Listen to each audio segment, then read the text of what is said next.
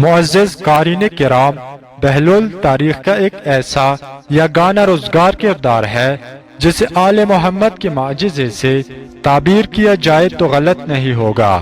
اس نام کے کئی اور لوگ بھی گزرے ہیں، لیکن بہلول سے مراد عموماً وہی شخص لیا جاتا ہے جس نے دیوانگی کا مفہوم بدل دیا اور دانش برہانی کے معنی سمجھائے۔ تاریخ کی صفحات میں وہ واحد دیوانہ ہے جو دانائے راز ہے، اور وہ تنہا پاگل کہلوانے والا ہے جو دانش مندوں کو حکمت و دانش سکھاتا ہے۔ اس نے ایک ایسی انوکھی راہ چنی تھی جو آج تک کسی کے قدموں سے پائمال نہیں ہوئی۔ بہلول کی بے پر پیش اور ہے پر جزم ہے۔ یہ نام ہنس مک، سچے اور حاضر جواب لوگوں کے لیے استعمال ہوتا ہے۔ بہلول کی انہی خوبیوں نے اس کا اصل نام فراموش کروا دیا تھا۔ وہ ہر جگہ بہلول ہی کہلواتا تھا۔ جس طرح وہ اپنے دور میں ایک مقبول شخصیت تھا، اسی طرح ہر دور میں وہ ایک پسندیدہ کردار رہا ہے۔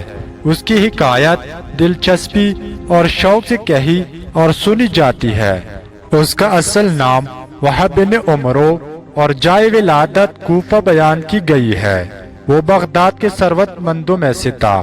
بعض روایت میں اسے ہارون الرشید کا قریبی رشتہ دار اور برادر مادری لکھا گیا ہے۔ وہ امام جعفر صادق علیہ السلام کے شاگردوں میں سے تھا۔ اس نے ان کے فرزند امام موسیٰ کاظم علیہ السلام کا زمانہ بھی دیکھا تھا۔ قاضی نور اللہ شستری کے بقول وہ ہارون کے عہد کے دانش مندوں میں سے گزرا ہے۔ وہ کسی مصلحت کے تحت دیوانہ بن گیا تھا۔ اس کی دیوانگی کے بارے میں دو روایت مشہور ہے۔ یہ بھی معروف ہے کہ اس نے امام کاظم علیہ السلام کی ہدایت پر دیوانگی کا لبادہ اول لیا تھا۔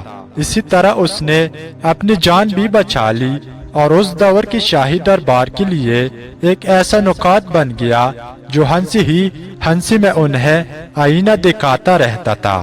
امام موسیٰ کاظم علیہ السلام سے ہارون عباسی کی مخاصمت کوئی ڈکی چھپی بات نہیں تھی۔ تاریخ نے امام عالی مقام کی 14 سال کی قید سخت اور زہر سے شہادت کا ذمہ دار ہارون کو ہی ٹھہرایا ہے۔ ایک روایت کے مطابق ہارون نے دیگر متقی اور نامور لوگوں کے ساتھ بہلول سے بھی امام معصوم کے قتل کا فتویٰ طلب کیا تھا۔ بہلول انکار کے نتائج سے خوب واقف تھا، اسی لیے اس نے امام کاظم علیہ السلام سے رہنمائی کی درخواست کی اور ان کی ہدایت پر دیوانہ بن کر اپنی جان بچا لی۔ اس کے بارے میں دوسری روایت یہ ہے کہ بہلول کا جرم آل محمد سے عقیدت اور ارادات مندی تھا، جو ہارون کے دور میں قابل گردن زدنی جرم قرار پایا تھا۔ جب بہلول کو پتہ چلا کہ اسے عنقریب گرفتار کر کے قتل کر دیا جائے گا، تو اس نے اپنے دو ساتھیوں کے ہمراہ امام معصوم سے قید خانے میں رابطہ کیا۔ حالات زمانہ کے پیش نظر امام کاظم علیہ السلام نے اس کے سوال کا جواب صرف ایک حرف جیم کی صورت میں دیا، جسے بہلول پر جنون کے معنی منکشف ہوئے۔ وقت اور حالات کے تقاضے کو سمجھتے ہوئے اس نے ایک ایسی پرراز حکمت دیوانگی اختیار کر لی جسے اس دور کی چلتی پھرتی اپوزیشن کہا جائے تو بے جا نہ ہوگا۔ بہلول جرأت و بے باکی، حق گوئی اور مظلوموں کی حمایت کا علم بردار تھا۔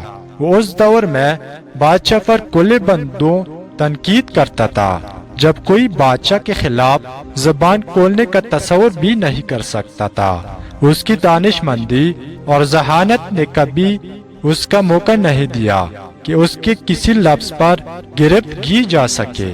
بہلول کے حالات زندگی تو دستیاب نہیں ہے، لیکن اس کی حکایات کے مطالعے سے اس کے جو خد و حال ابھرتے ہیں وہ ایک غیر معمول ذہین، دانش مند اور اتباع شخص کی نشاندہی کرتے ہیں۔ وہ حقیقی معنوں میں ایک خدا رسیدہ عالم اور نابغہ روزگار تھا۔ وہ بہترین حس مزاج رکھتا تھا۔ اس دور کے حالات اور معاشرت پر اس کی نگاہ گہری تھی۔ وہ ایک حیرت انگیز شگفتہ برجستگی کے ساتھ اپنی دیوانگی کا برم بھی رکھتا تھا اور دیوانی بات بھی نہیں کہتا تھا۔ اس نے دیوانگی اور فرزانگی کو کچھ ایسے معجزانہ انداز میں ہم آہنگ کیا تھا کہ وہ نہ صرف اس کی جان کی ضمانت تھی بلکہ مظلوموں کی حمایت کا ایک مؤثر ذریعہ اور حکومت وقت پر کلی تنقید بھی تھی۔ اس کی شگفتگی، زندہ دلی اور بزلہ سنجی نے اسے ہر دور کا ایک ہر دل عزیز کردار بنا دیا ہے۔ تاریخ کے صفحات میں وہ ایک ایسا محیر العقول کردار ہے جو دیوانہ بھی ہے اور لوگ اس کے فضل و کمال سے قائل بھی ہے۔ وہ پاگل بھی کہلاتا ہے اور ہر مشکل مسئلوں میں اس کی رائے کو اہمیت بھی دی جاتی ہے۔ اس سب کے باوجود کوئی یہ ثابت نہیں کر پاتا کہ وہ دیوانہ نہیں ہے۔ یہی اس کا کمال ہے کہ وہ در حقیقت آل محمد کا دیوانہ ہے۔